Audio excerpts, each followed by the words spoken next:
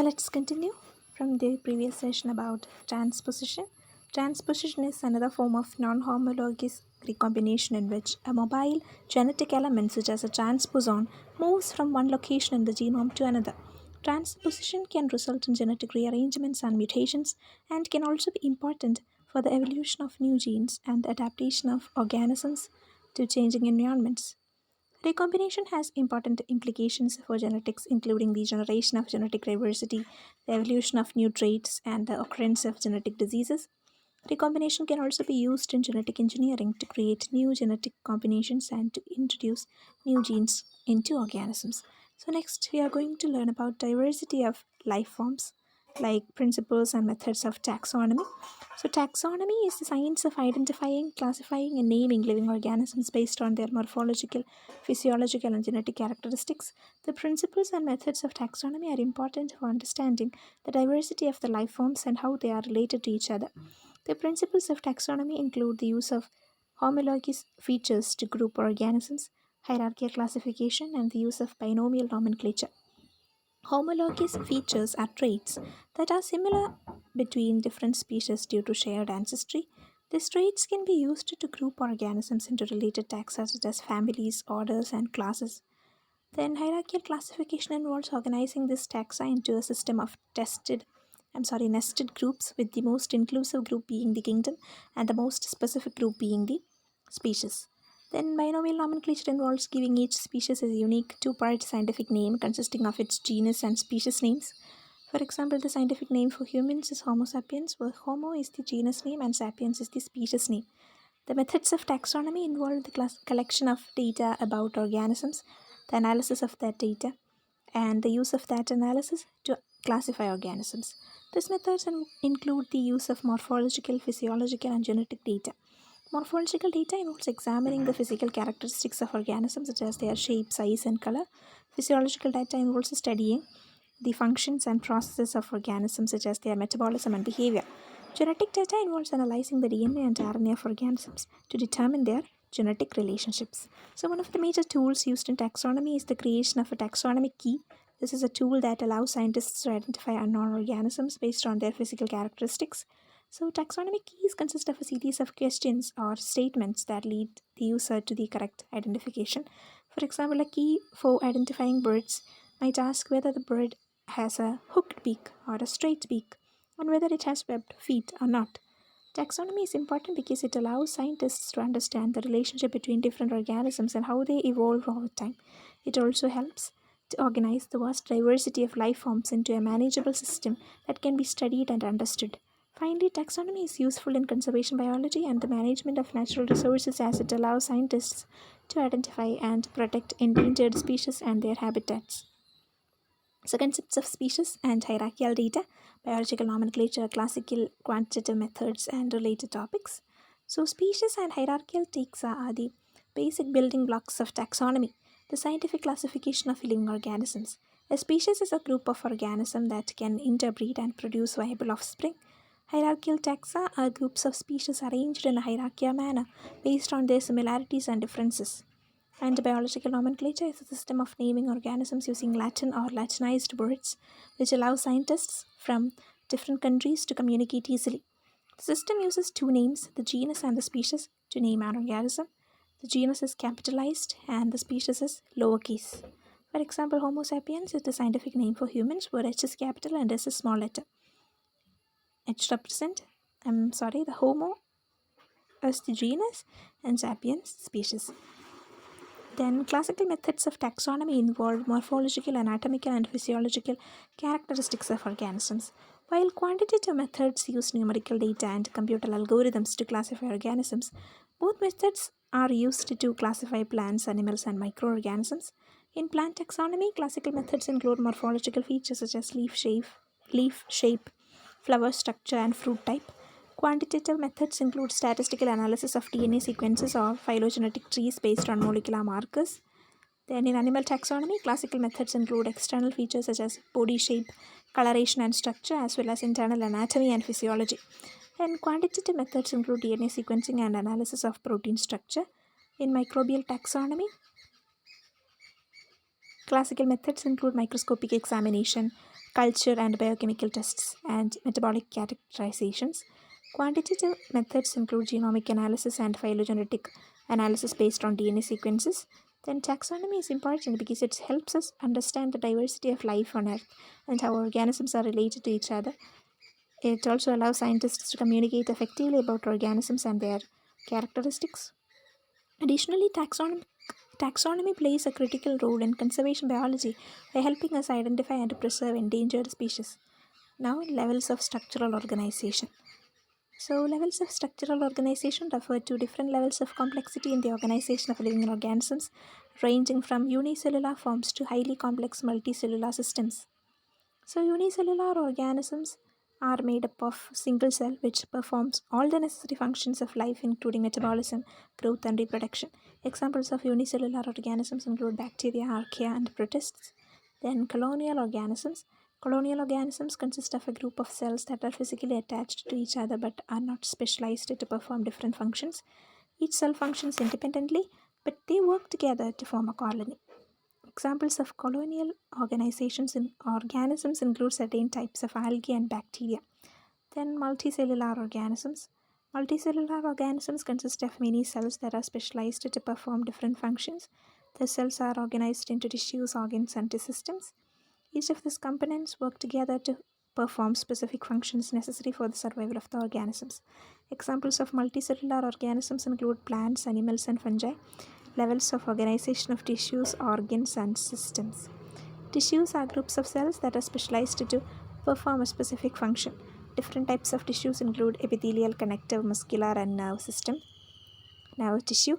Organs are made up of two or more tissues that work together to perform a specific function.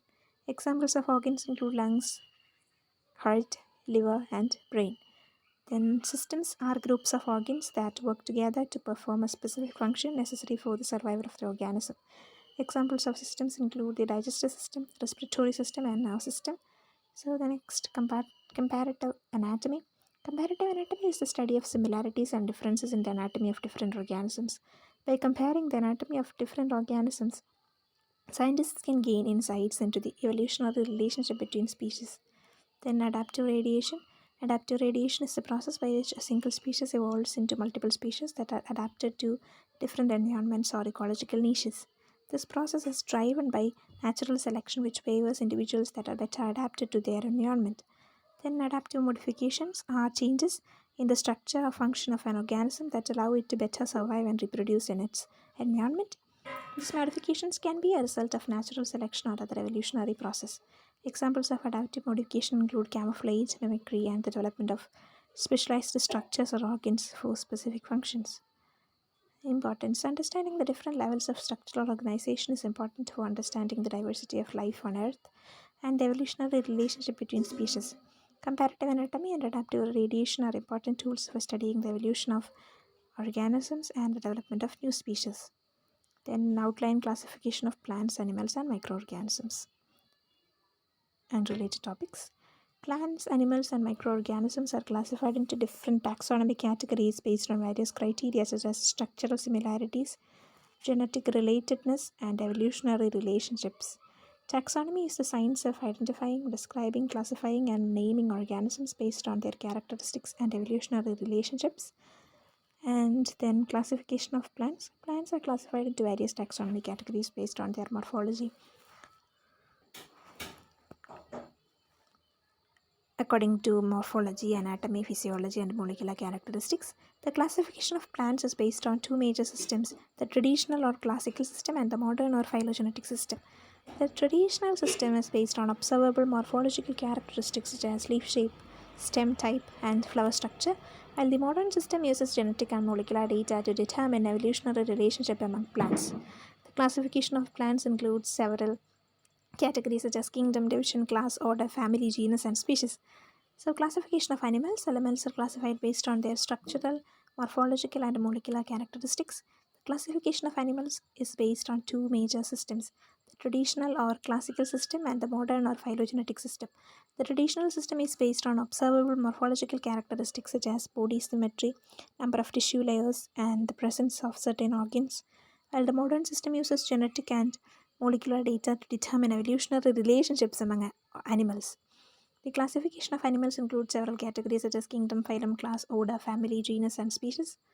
And classification of microorganisms. Microorganisms are classified based on their cell structure, biochemical characteristics, and molecular characteristics. Microorganisms are classified based on their cell structure, biochemical characteristics, and molecular characteristics. The classification of microorganisms is based on three major systems: the traditional or classical system, the polyphasic system, and the phylogenetic system. The traditional system is based on observable morphological and physiological characteristics such as cell shape, staining properties, and metabolic pathways. The polyphasic systems use both morphological and molecular data to classify microorganisms, while the phylogenetic system uses genetic and molecular data to determine evolutionary relationship among microorganisms.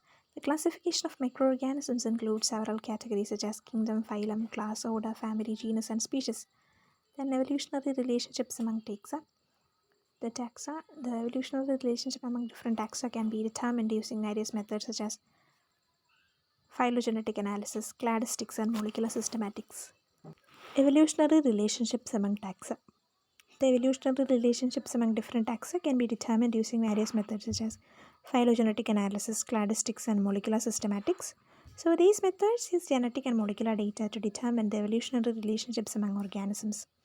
Then phylogenetic analysis constructs evolutionary trees based on similarities and differences in DNA or protein sequences, while cladistics constructs trees based on shared characteristics. Molecular systematics combines both phylogenetic and cladistic methods to determine the evolutionary relationships among organisms. What is the importance of taxonomy? Taxonomy is important for several reasons. It helps in the identification and classification of organisms, which is essential for scientific research, conservation, and management of natural resources. Taxonomy provides a framework for understanding the diversity of life on Earth and helps in predicting the evolutionary relationship among organisms. It also helps in the development of new medicines, agricultural practices, and biotechnology applications. Next, natural history of Indian subcontinent.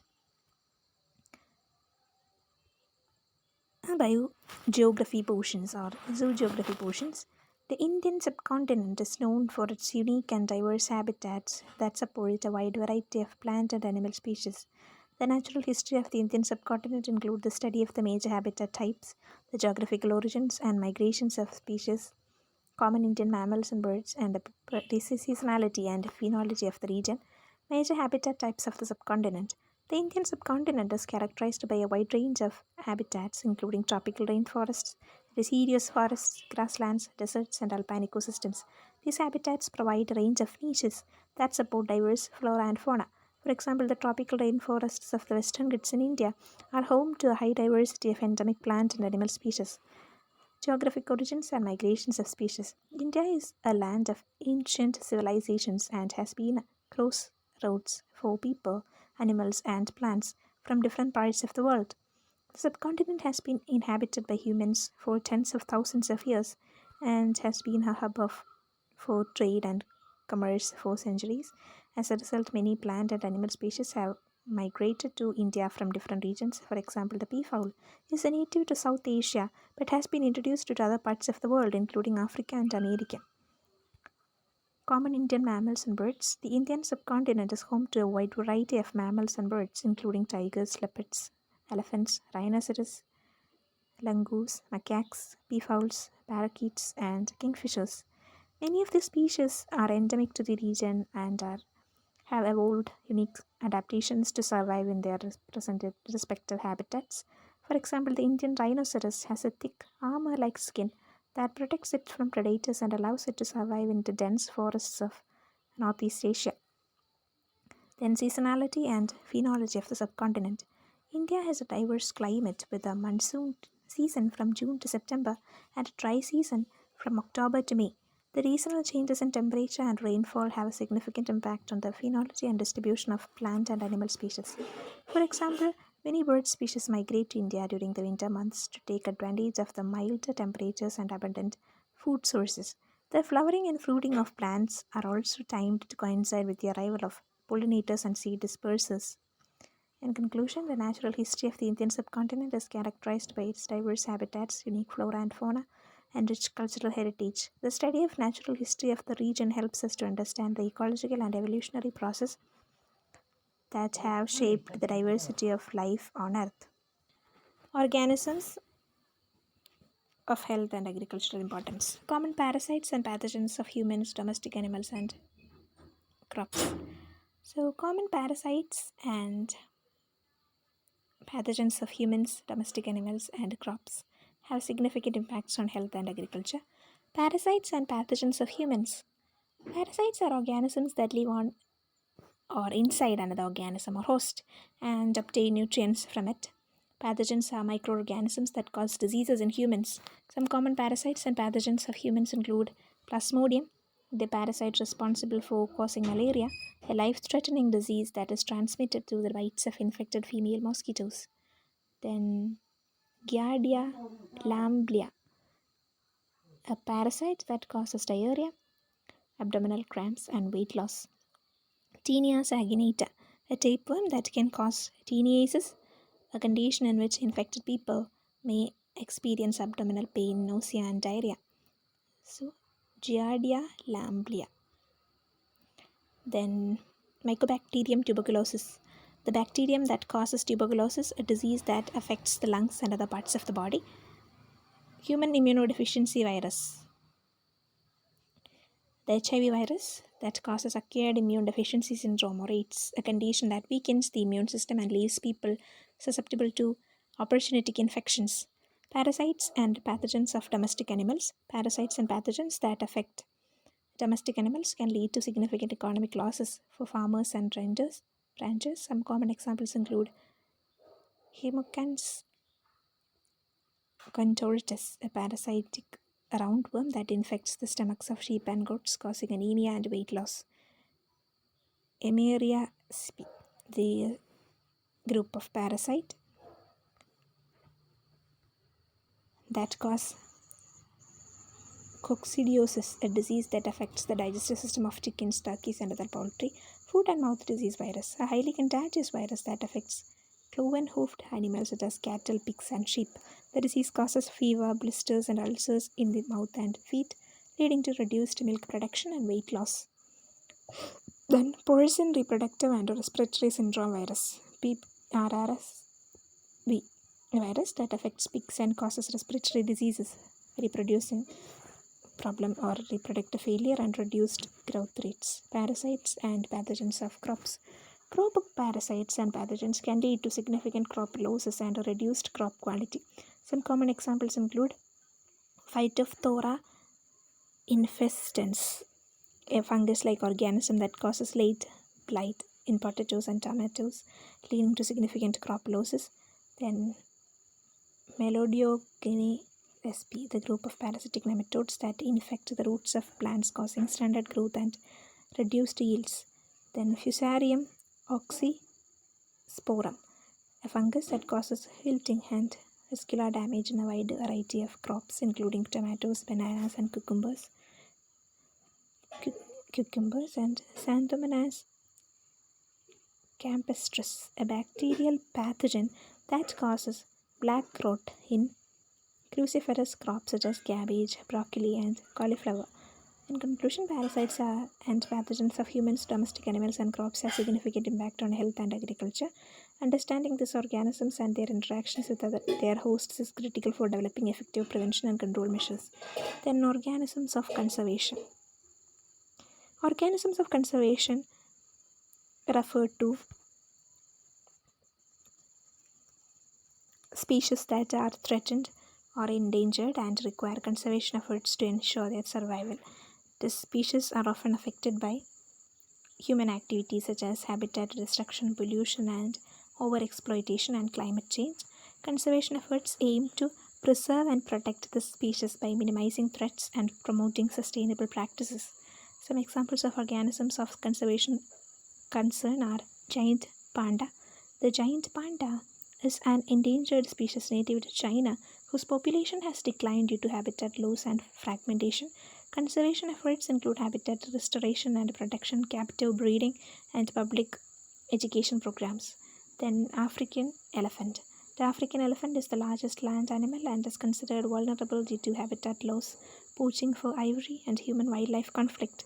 Conservation efforts include anti-poaching measures, habitat restoration, and community-based conservation programs. Then blue whale. The blue whale is the largest animal on Earth and is considered endangered due to commercial whaling, pollution, and climate change. Conservation efforts include banning commercial whaling, reducing ocean pollution, and monitoring and regulating shipping lanes to prevent collisions with ships. Then snow leopard. The snow leopard is the critically endangered species native to mountain ranges of Central Asia. It is threatened by habitat loss, poaching for fur and body parts, and human-wildlife conflict. Conservation efforts include anti-poaching measures, habitat restoration, and community-based conservation programs. Then Indian rhinoceros.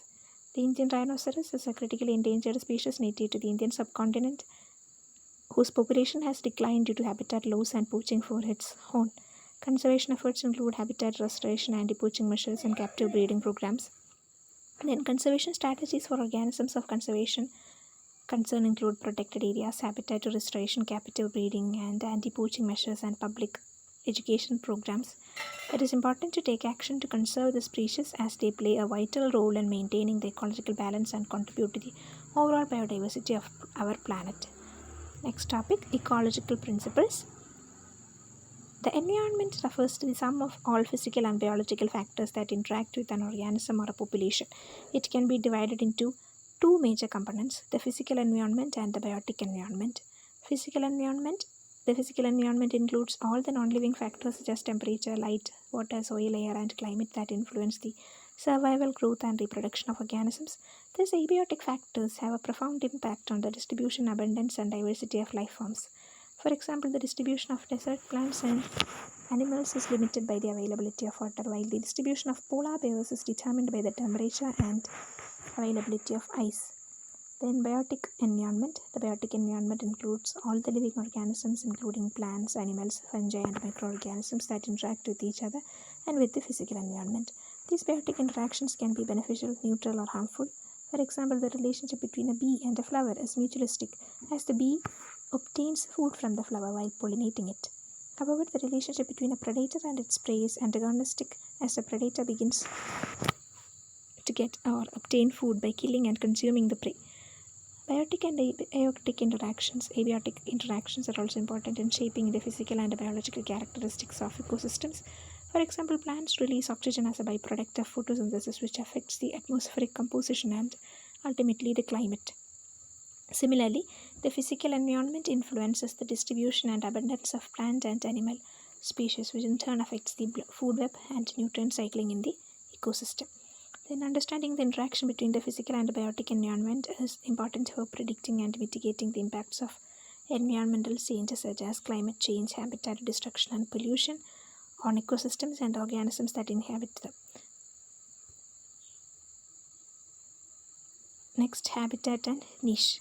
Habitat and niche are important concepts in ecology that help us understand the relationship between an organism and its environment. Habitat is the physical environment where an organism lives. It includes the physical and chemical factors of the environment such as temperature, light, water, and nutrients, as well as other living organisms that share the same space. The habitat of an organism can be as small as a single leaf or as large as entire ecosystem. Examples of habitat include a freshwater pond, a coral reef, a desert, a rainforest, and a human body. Organisms have evolved adaptations to survive in their specific habitats. For instance, aquatic organisms have gills or lungs to extract oxygen from water or air, while desert animals have adaptations to conserve water. Niche is a role of or function of an organism in its environment. It includes the physical and biological factors that organisms need to survive, such as food, shelter, mating opportunities, and interactions with other organisms.